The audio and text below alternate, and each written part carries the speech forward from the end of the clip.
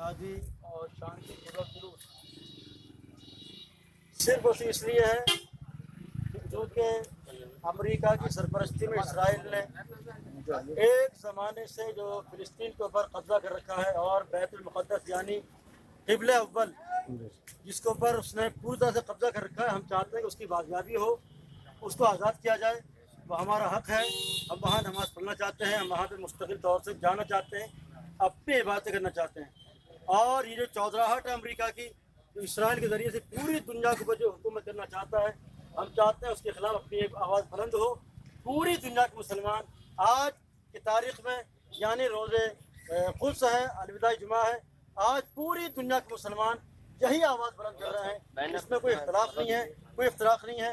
हर किस्म का मुसलमान यही सवाल कर रहा है और यही कह रहा है कि वो कौन सा दिन आएगा कि जब क़िबला अव्वल बैतुल मुक़द्दस को आज़ादी नसीब होगी और हम लोग वहाँ पर जाकर अपनी इबादतें, अपनी नमाज़ों को कायम कर सकेंगे।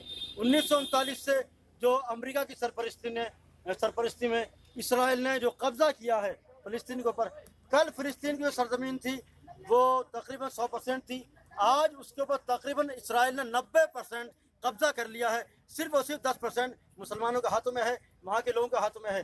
जबकि ये जहाँ से आए थे, हमारा ही मुतालबा है कि ये यहूदी जहाँ से आए थे यानी जर्मनी से आए थे कि वहीं वापस जाएँ या कहीं भी जाएँ, हमसे उससे कोई मतलब नहीं है। हमारा ये मुतालबा है कि बैतुल मुक़द्दस को और फ़िलिस्तीन की ज़मीन को आज़ाद किया जाए। ये वो ज़मीन है जो मुक़द्दस तरीन ज़मीन है, जो अम्बिया की ज़मीन है, जो औलिया की ज़मीन है, पाक साफ़ ज़मीन है। इसके ऊपर कब्ज़ा करके पूरी दुनिया के हर इंसाफ पसंद मुसलमान का और हर इंसाफ पसंद इंसान के जिन्होंने दिल दुखाया है, चुनांचे इसको आज़ादी ज़रूर चाहिए। और ये मुस्तकिल मेरे जो तवज्जो फरमाएंगे, मेरा ये पैगाम आप तमाम हजरात से है, अगर आप हजरात किसी इंसान को कमज़ोर करना चाहते हैं तो सबसे पहले ज़रूरी ये है कि आप हजरात उसकी मालियत को कमज़ोर करें। अगर आपने उसको जेब के एतबार से कमज़ोर कर दिया तो आपने पूरी तरह से उसको तोड़ दिया है।